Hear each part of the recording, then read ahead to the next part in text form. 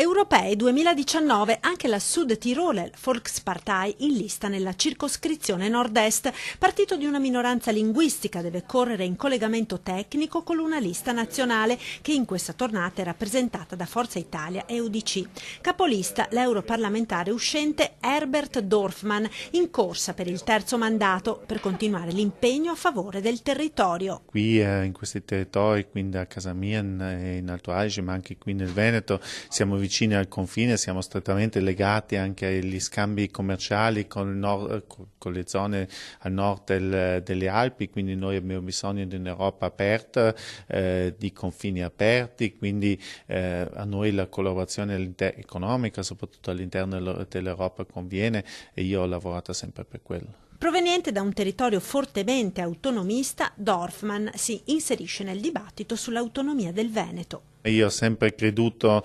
nell'autonomia, tra l'altro il mio partito, la Südtiroler Volkspartei, è il partito dell'autonomia del Sudtirolo.